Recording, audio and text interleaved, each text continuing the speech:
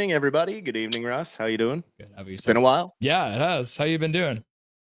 I've been doing well. Been doing well.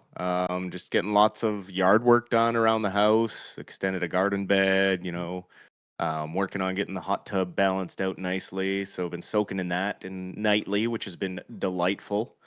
Yeah, just been enjoying the summer with the good weather. Just that one day of rain. So hmm other than that, things have been pretty good. Uh, yeah, can't complain. How about yourself? Yeah. Doing well? Yeah. Good. Yeah. Just busy at work, and actually, me and Crystal got really sick last weekend, so we essentially slept.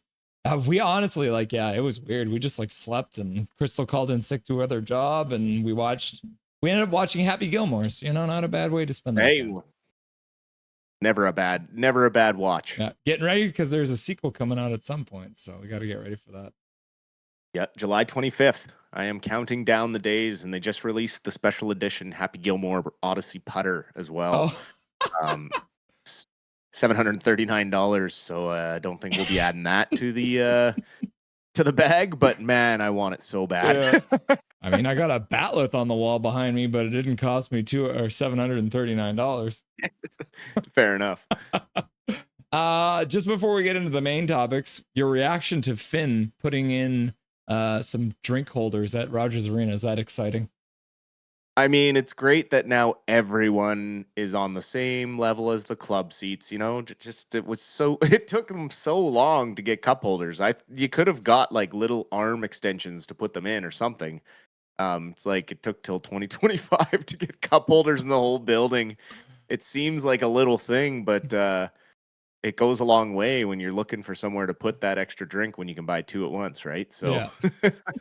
I mean, it's only good signs. All black seats, Mhm. lean into more of the black skate being used, or I mean, black looks good on TV too because then you can focus on it brings more to the Canucks colors when you have the green and blue on the staircases and things like that. So those burgundy seats were just looking dated and didn't look good on TV. The black blends in more if you don't sell out the building or don't have people sitting in their seats. It kind of just washes out. Mhm. So it's about time, and the cup holders are a great thing. So Yeah, we were at Rogers for a concert, me and Crystal, and that was one of the first things she's like, "Where did I put my drink?" yeah, Nowhere. exactly. You hold on to it. Yeah. Thanks, Finn. All right, so we were just gonna do some fun roster construction, but then a couple things dropped, so we wanted to go over Yep. a few things. So we'll start off with Kane Explained. So you said it was in the province. I think it's probably owned. I found it in the Edmonton Journal. So Kane did an interview, and essentially talks about the end of his time with Edmonton and how that went down, and then as well the controversy that surrounded him being kicked out of the game and not coming out of the locker room to shake hands, and then goes into some other just talking about being a player of color, playing in the National Hockey League. So let's start off with your thoughts on him. Once again, explaining that Vancouver was like his chosen destination. Well, I mean, from the sounds of it, I mean, obviously Vancouver's going to spin it however they want to spin it, and Kane's going to say all the right things. Um, I mean, obviously he wants to be closer to home with his parents. Given all the outside struggles he's gone through, he probably needs that family support to keep him on track. As far as having many other options to go to, I don't think that list was very deep. There's been rumors that there were two other teams really close, but I mean, the only person who has ever corroborated that rumor is his own agent. So when it hasn't been supported or there is no evidence from any other team saying, yeah, we were close on Kane and we're disappointed we didn't get him, the more you think that the Canucks may have been taken advantage of a little bit and swooned by their agent, by the player agent. A lot of the talk about how he had matured and everything, like he did give a very good first press conference here in Vancouver. But then when asked the tough questions like, well, why didn't you come out and shake hands? There's no accountability. It's just immediately the defense of, well, it's happened before in elimination games that guys don't come out and shake hands. And it's like, well, the key word there is you're saying elimination games. We're talking about the Stanley Cup final right now. You need to have some sort of class and sportsmanship, regardless of how you exited the game. At that point, he's had plenty of time to calm down and make the mature decision to come out and shake hands. Not taking accountability for it and just saying that there's other people who have done it, but can't really name names because I've never really heard of any other player not coming out to shake hands. And then not really saying and not taking accountability for the way he was playing at the end of the game. He's saying, well, it didn't really matter because the season was over. Well, that doesn't give you an excuse to try and take another player's head off. Yeah. Like he was swinging his stick around like he was trying to decapitate Kachuk. And so it's just more of what I was worried about with Kane. Like he hasn't clearly really changed. Mm-hmm. And so I worry about how he will fit in with the locker room, being the older guy who's supposedly had learned all these lessons. And you know what? Maybe when push comes to shove in the regular season, he'll be a benefit for the team. And maybe they can flip him at the trade deadline if he's playing well enough. But I just don't really see him ending up as a long-term fit here. I mean, he's already, 34 years old? Like, and they're talking a long-term fit. It's like he's another middle six winger that if he doesn't stay healthy, he's not going to produce. So I just think it's another caution tale, like when we went down the road with Michael Furland. Obviously, different situation with the concussion issues with Michael Furland, and unfortunate that his career was cut short. But there were those worries with him and the way he played and his attitude towards that sort of thing. And so, when Kane comes into training camp, we will have to see what kind of attitude he brings. And see how the locker room dynamic really works, and if he can mesh with some guys and learn something. But the way he kind of turns it into a racial issue and tries to turn it on the reporter and saying, people treat me differently because I look different. It's like, well, you got to kind of take some accountability for the fact that you've been caught with gambling issues, you've been caught with domestic abuse issues. There's plenty of things that you've been caught doing outside of the hockey rink that you have no one to blame for but yourself, and you've never really taken accountability. He's just run from it and said, well, the media makes me a bad guy because I'm black. Well, no, at the end of the day, it doesn't matter what color you are. Any hockey player in the NHL that has those things going on off the ice is going to be talked about. I mean, look at Valerie Nichushkin out of Colorado. I mean, he has had plenty of issues off the ice, but he takes accountability and says, yeah, I'm doing better. I went to rehab. I did the things I needed to do. But doesn't say, oh, there's lots of hockey players that do drugs and go crazy and do all that. Like, that was never something that Nichushkin said. So it's just another, like, blame someone else. Don't blame me. I'm just, and so I have a hard time believing that he has changed. Yeah. And I mean, at the end of the day, I wouldn't be shocked to find out that he is being treated differently because of the color of his skin, because we know that's something that happens, right? Like, it is just a part of our society still, which is unfortunate. However, the color of your skin is not what prevented you from shaking hands at the end of a hockey game, because I've seen some psychopathic stuff in NHL hockey, in the playoffs especially, and people are still shaking hands. The only other time that maybe pops to mind where it really sticks out as like one player snubbing the other player was when Brodeur wouldn't shake Avery's hands after that series ended.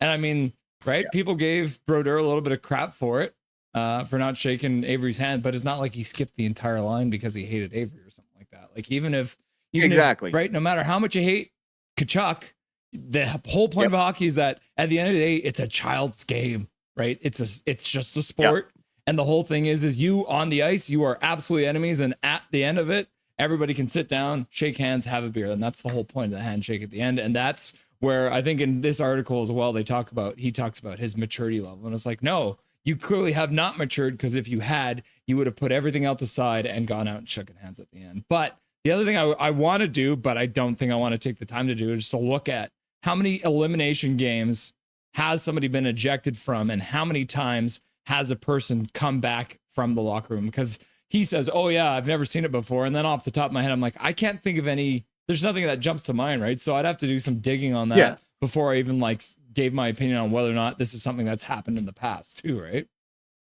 Yeah, exactly. And I mean, I think one of the most recent like controversial handshake issues was when Milan Lucic said he was going to kill Tyler Mott next season. Yeah, like what is that? You know, right? so it's like, you know, there hasn't really been someone who's snubbed the line ever. I mean, there was the stuff with Paul Maurice saying, "Oh, coaches shouldn't shake hands," and blah blah Right. blah. But whatever, Yeah. right? That's besides the point.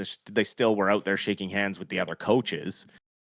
He didn't say the players shouldn't shake hands. He said it's about the players and about the war and the battle that they just fought, and the respect for leaving it all out on the ice. And at the end of the day, they're all playing the same sport and they're all trying to achieve the same goal. And one team was better than the other one. You shake hands and you move on. You don't go pout in the locker room.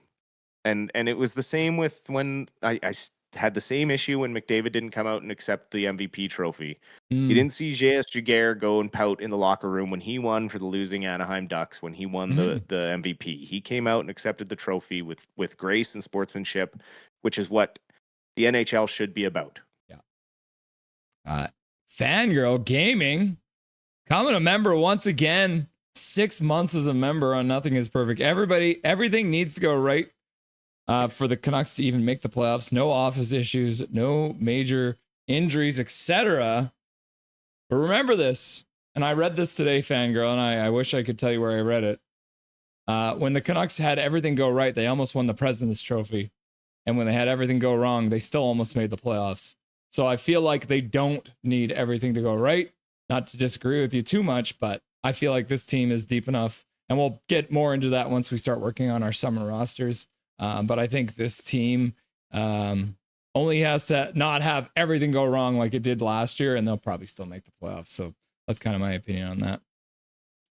Yeah, I'd agree. I think there's maybe 3 key points that have to go right. Yeah. Like 2 or 3 very key points. But other than that, you know, it's just like any other team. Shit's going to happen. Yeah. Swear jar. So new CBA has been signed and ratified, which is nice because it's early and we've seen it so many times where it's come down to the wire. But they got it done early. It's going to run through, I think, 29-30. So a couple more years, probably 4 or 5 years or whatever that is. But the interesting thing that they wanted to deal with was in the new CBA was to deal with the LTIR shenanigans that helps players come back for the playoffs and not be counted against the cap. So Dustin, did you read a little bit into that and what that kind of means for what's going to happen moving forward? Yeah, I mean, it doesn't mean that they can't put guys on the LTIR and they can't come back and play in the playoffs. It just means that they may have to sit somebody else. They can't ice a team over their cap. So whatever their cap average was for the regular season, you can't go above that once the playoffs start, and you have to have your standard roster of 18 players and 2 goaltenders. So, I mean, obviously it's a great thing. We've seen it happening, and you know, as a fan, I got frustrated with Vegas taking advantage of it, and obviously it started, I think, with Kucherov in Tampa Bay. So yeah, it's funny that it took the Canadian team doing it to get attention and get it so quickly thrown into the CBA.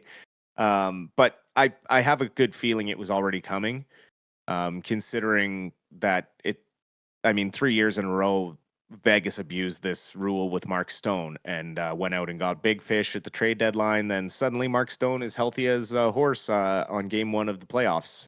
And so, you know, when you see stuff like that happening, obviously people are taking advantage of the rules. And I mean, the age-old adage is if you ain't cheating, you ain't trying. So, I mean, when there are loopholes, they technically weren't breaking any rules. So you can't really be upset with the fact that they were just being smarter in the business sense than the other teams in the league.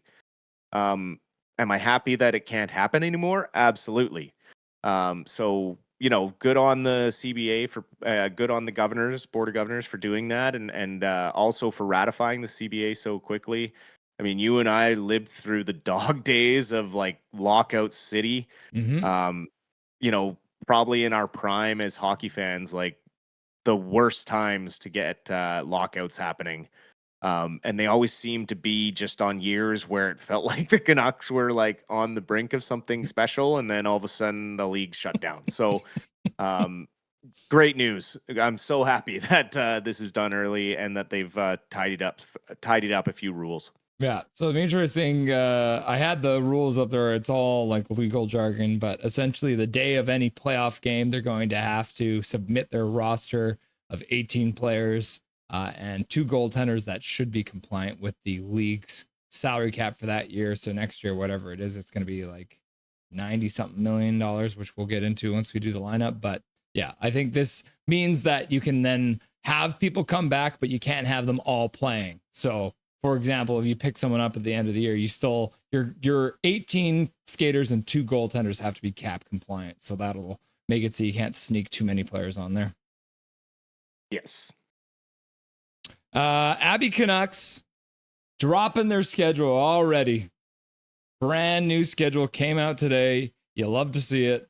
A little crazy, I think. They don't play at home until what is it, the third week of the season, right? Yeah. So they start on the road down in Henderson, and then they play the Rocket. So what is this start to the season? Yeah. They start in And then to Vegas. Yeah, Vegas, and then they're in Quebec. And then they come home and play the Ontario Reign, which will be the 24th of October, which will be the night they do the banner ceremony. First banner going up in that arena, so that'll be cool to see. Looking through the schedule, is there anything that stands out for you or anything you're excited about? Just having a quick look through it, you're not going to get obviously a rematch in of the Calder finals, but you can get close to it with all the Eagles series, obviously. I don't see the Texas Stars on there either. No. So, the most playoff like rivalry probably you're going to see is the Eagles. And then again, the Tucson Roadrunners always kind of gave us fits last year. So we'll see if those series play out any differently this year. Obviously, the Abbotsford roster is going to be drastically different as well, given some of the players that weren't qualified and that sort of thing. So, yeah, I mean, I'm just looking forward to the season start.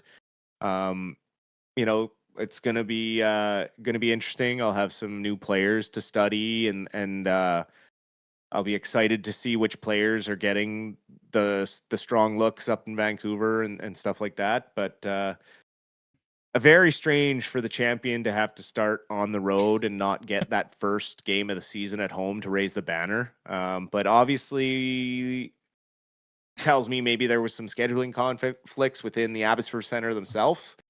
So maybe that became the issue and they had to start on the road. I feel like maybe with how quick this schedule came out, there's a good chance that maybe they'd already kind of started writing it even before the season had ended. And then maybe that's why, because obviously nobody expected the Abby Canucks to end up winning, but who knows? Either way, third week of the season, we'll finally get a raise to the banner. So I think, and that's something me and you have talked a little bit about now that we're in the off season, is we haven't really done any full on Abby Canucks streams during the year. So we're going to have a quote. Well, wait for the NHL season, the Slackers to get theirs out. We're going to hopefully, maybe that night, that'll be one of the first times we'll do a full Abby Canucks stream during the regular season for the banner raising or something like that, as long as the Vancouver Canucks are not playing that night. Yeah, that would be great. PD Strong. So this is something I just saw pop up on Reddit, and I just wanted to remind everyone that remember that at the end of the year, Pettersson finished very, very strong. Yes, he did.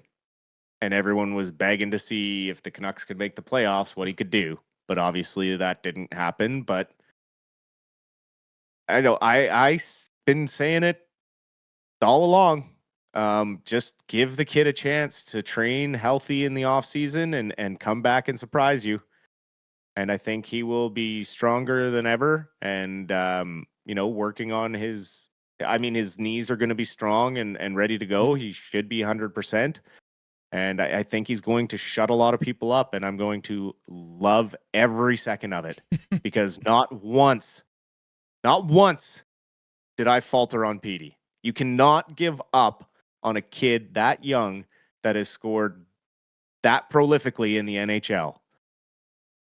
The issues in the locker room go a long way for a kid like that who's already an introvert and doesn't have a lot of, from what we know, friends or whatever, right? Like, he doesn't have an extensive social life, really. He does get out to like the fashion and concerts and stuff, but he's a pretty private person. So, I just think that he needed Miller to go, for one. Needed Tocchet to go as well, because I don't think that relationship was ever going to repair. So I'm just excited to see him come into training camp, look stronger, look bigger, just be ready to start the season hot. My concern is who they put on his wings, which we will get to. Yeah.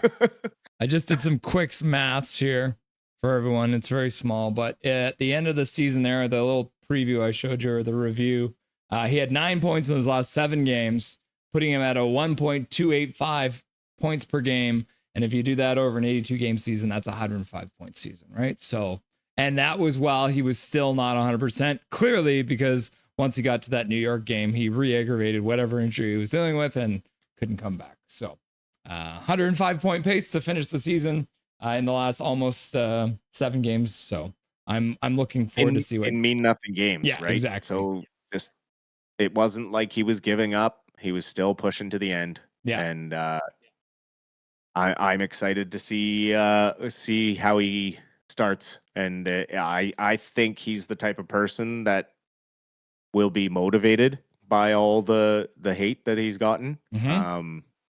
We saw the way he came into the NHL kind of with a chip on his shoulder, where everyone was kind of questioning, what will he or won't he be an NHL player? And that first game when he broke down the wing and scored that goal bar down against Calgary, I mean, everyone kind of closed their lips a little bit right there, and then it was off to the races. And then some injury problems happen. I mean, you go through some growing pains, and you have to learn how to play with certain injuries, like what Demko is going through, right? Like, he's 100% now, but he's still learning to play a different style to prevent injuries like that from happening. That's growth as a player, which PD is going through. Because Pettersson was one of those players that had success so young for the Canucks, we're not used to that, right? We're used to our prospects coming in later and taking time to develop. The Sedins took a long time to develop to where they were actually loved and looked at as great hockey players. Like, the first 5-6 years of their career, people were begging for them to be traded. They were soft. They were never going to be able to skate well. They couldn't do anything. And now they're hanging in the rafters, right? So it's like, you have to give it time, especially when there's that much natural talent in the kid. And so I'm excited to see what happens. As part of the silly season, I've actually seen a whole bunch of people doing this week, but I thought of it first. I didn't get it from them. I wanted to do this because we want to talk about what this roster looks like now that everything's kind of settled down. I hope you enjoyed part 1 of the Rusty and Dusty Sideshow. For the second part, you're gonna have to click right over there. There's your second part, so you can see the actual roster construction. Hope you guys enjoy. Just click right there, and thanks for watching this video, and we'll see you in the next one. Nothing is perfect.